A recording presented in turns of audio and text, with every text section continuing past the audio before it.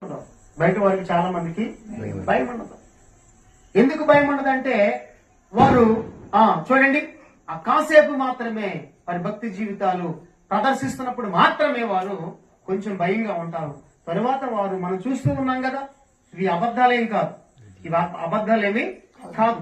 భక్తి చేసినంత మాత్రమే నువ్వు పరిశుద్ధంగా ఉండి తరువాత నీ భక్తిని నువ్వు ఏంటది గట్టి మీద పెట్టి లేదా పాత్రలో పెట్టినట్లుగా పెట్టి నిష్టానుసారంగా బ్రతికితే అది నిజమైన భక్తి జీవితం ఎంత మాత్రము కూడా కాదు.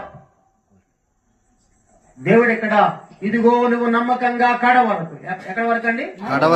ఎక్కడ వరకు అండి? కడ వరకు నీకు ఊపిరినంత వరకు దేవునికి నువ్వు నమ్మకస్తురాలిగా జీవించాలి.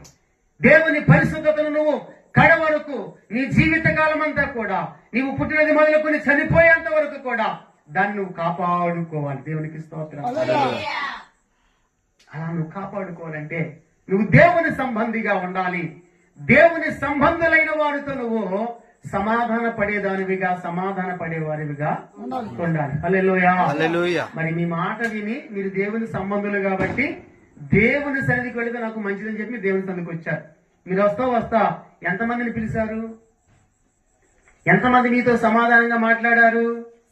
ఎంతమంది మీతో వచ్చారు? ఇవి మనం లెక్కలేసుకోవాలి. అందుకని ఇక్కడ అంటాడు కదా, చూడండి